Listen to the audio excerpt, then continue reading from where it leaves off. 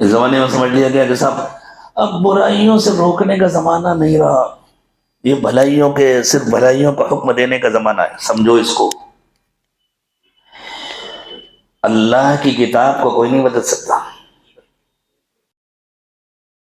کوئی نہیں بدل سکتا اللہ کی کتاب۔ حضرت محمد صلی اللہ علیہ وسلم اللہ کے آخری نبی ہیں، اللہ کی کتاب بدلتی تھی اللہ کی کتاب کے ذریعے، وحی میں تبدیلی آتی تھی وحی کے ذریعے۔ اب اللہ کی کوئی کتاب نہیں آئے گی، اب کوئی وحی نہیں آئے گی، اس لیے اللہ تعالیٰ نے فرمایا تمہارا کام ہے بھلائیوں کا حکم دینا اور برائیوں سے روکنا، کوئی نہیں بدل سکتا اس کو، کوئی بڑا سے بڑا ولی نہیں بدل سکتا، اور جو بدلے وہ ولی نہیں ہو سکتا۔ پوری ذمہ داری کے ساتھ میں یہ بات عرض کر رہا ہوں، اللہ کے کسی حکم کو کوئی بڑا سے بڑا ولی نہیں بدل سکتا، اور جو بدلے وہ ولی نہیں ہو سکتا۔ پھر کیا ہوتا ہے؟ حالات کے تقاضے ہوتے ہیں، حکمتوں کے تقاضے ہوتے ہیں۔ اللہ تعالیٰ نے یہ حکم دیا کہ برائیوں سے روکو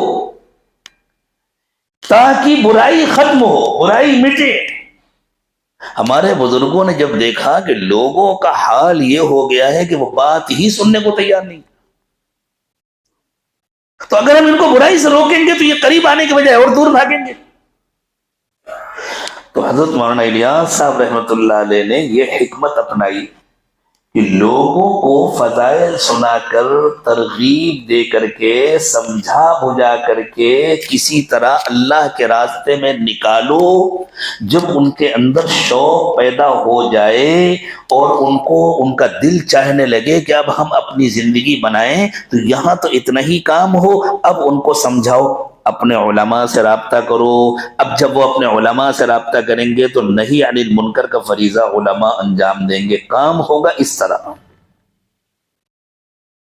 یہاں چونکہ یہ لوگوں کو سمجھا بجھا کر نکالنے کی بات ہے، یہاں ایسا نہیں کر سکتے کہ اچھا 3 دن کے بعد پھر ان کو روک دینا، اتنے دن کے بعد ورنہ شکل ہی بدل جائے گی۔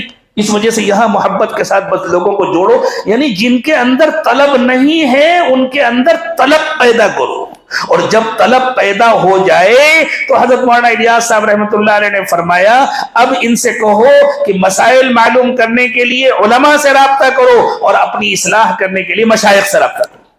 یہ باقاعدہ تاکیدی حکم تھا۔ جب ان دونوں باتوں پر عمل ہوا تو نہی عن المنکر بھی ہو گیا نا۔ جو امراض ہیں چونکہ عام طور سے لوگوں کو جوڑنے والے اور لے کر چلنے والے عوام ہوں گے، تو فرمایا یہ کام عوام کا نہیں ہے، عوام کا کام ہے محبت کے ساتھ۔ جیسے ایک ایمبولینس ہوتی ہے، وہ گھروں سے مریض کو لے کر کے ڈاکٹر کے پاس لے جاتی ہے، ایمبولینس کے ڈرائیور کا یہ کام نہیں ہے کہ وہ درمیان میں علاج شروع کر دے، اس کے ڈرائیور کا کام ہے کہ وہ اسپتال تک پہنچا دے، اور صرف اسپتال تک پہنچا دینا مقصود نہیں ہے، اسپتال میں جو ڈاکٹر ہیں وہ علاج کریں گے تب فائدہ ہوگا۔